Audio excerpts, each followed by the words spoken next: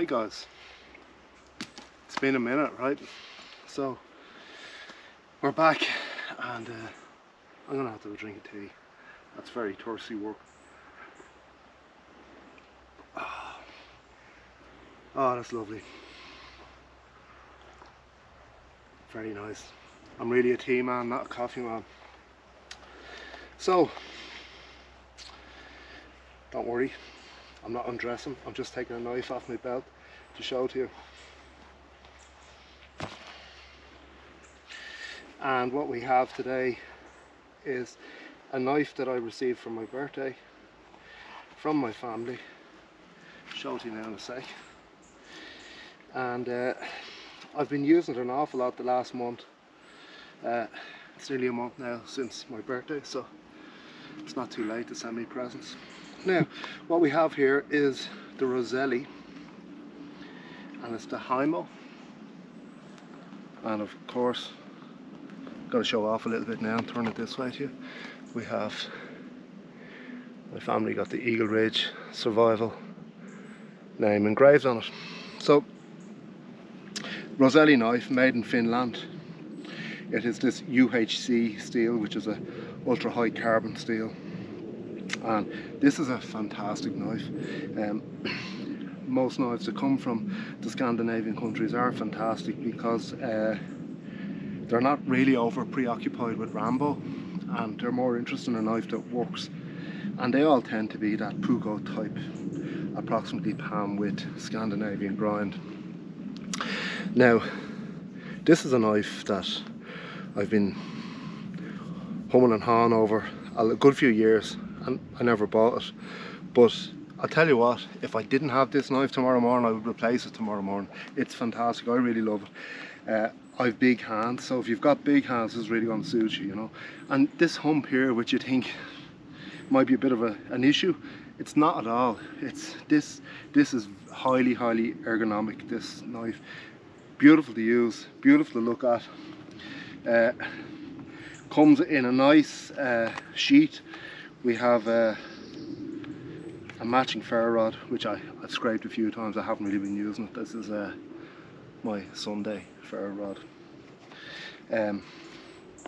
It's just too nice to use, but it's there in the event that should I ever need it. And it comes with a dangler, which is kind of nice if you're in and out of a car or in and out of a Jeep a good bit. It doesn't bother you so much. 90-degree spine, a good sharp 90-degree spine. We'll go through that now in a minute. I made a few things with it anyhow, so over the last month I've been using it almost every day exclusively. So a net needle, if you guys want to know how to knit a net, if you go back in some of my videos, you'll see I give a demo on that. So according to the late great Morris Kahansky, the master and be all and end all of everything to the survival, maintained that a good survival knife has to be able to make one of these in a short period of time, and it makes short work of that. Then I knocked up a little widget style figure 4 trap, and just tinkering around at home, a little hobo reel. So it does all of those things, and it's full tang, it does all the battening and all those kind of things. So I'll throw a few feathers here together and we'll scrape a ferro rod and see what happens. So a little bit of jute here.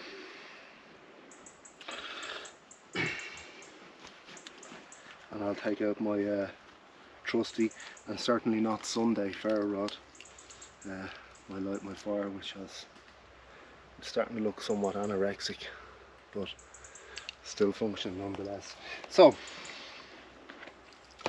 90-degree spine. Okay, so just going to give it a little strike here.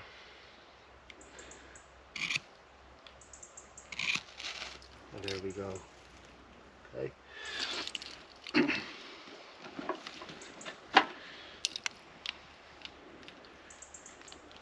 So I feel a 90-degree spine is really important on a knife, and you know, if you have a survival knife that doesn't have a 90-degree spine, you probably want to be thinking about trying to put one on. It's not that difficult to put one on, but if it comes from the factory with a 90-degree spine as sharp as this, well and good, you know. This knife is just fantastic, and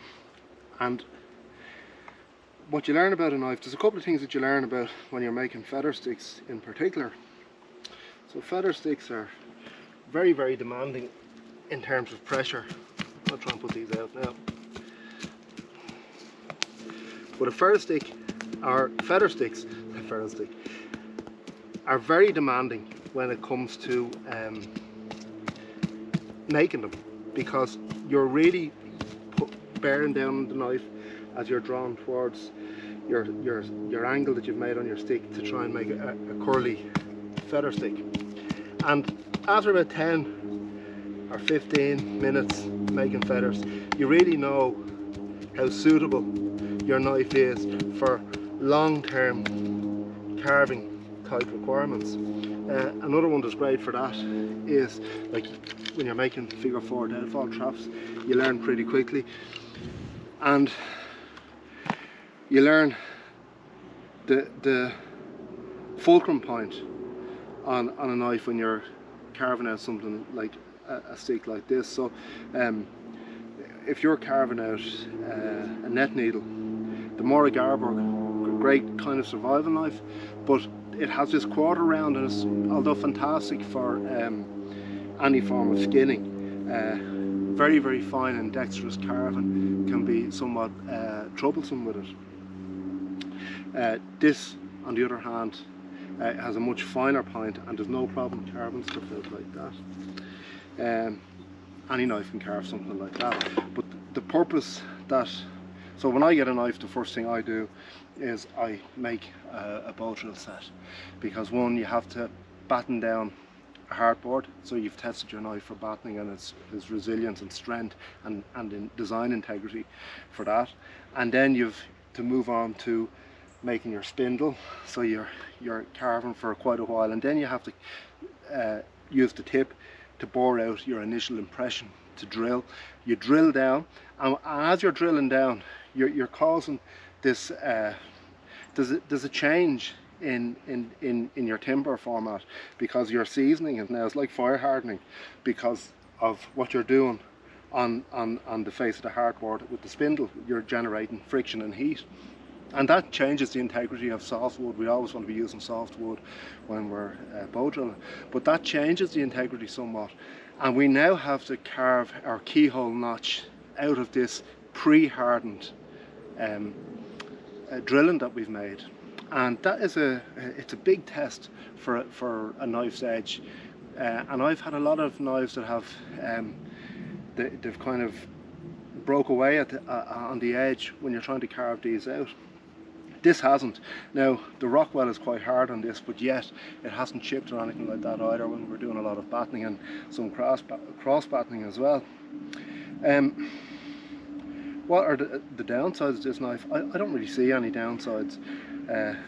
It's very, very pretty. Obviously micarta will be a lot tougher in terms of a substance for a handle material if we were going to use it, but this is so pretty and it's so nice to use. I'll have to take some more midgey flavoured tea. My throat's dry, but it's just so nice, and you know, anyone that uses wooden handled knives, they can relate to it. There's a warmness to using it, and when you're using it for a period of time, it just becomes really, really nice. You could of course put some additional linseed oil on it, and it'll give it a little bit more tackiness if you're going to be getting wet and stuff like that. I've dressed game with this as well and stuff like that, so I've done everything that you would expect a survival knife to do. I really have, and I just think it's a fantastic knife. The only regret I have is that I didn't buy it or get it earlier, or get someone to buy it for me, even better, that I didn't get someone to buy it for me for my birthday sooner, because it really is a fantastic knife.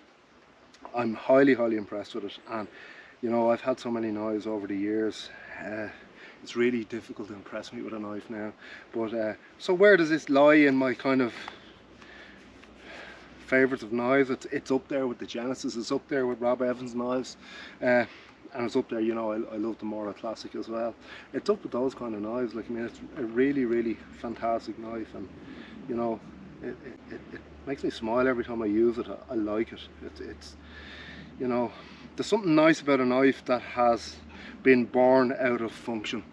And you know, in these Scandinavian countries, there's no nonsense, there's no machismo about a knife. It has to be all form and function. Function is ahead of form in actual fact.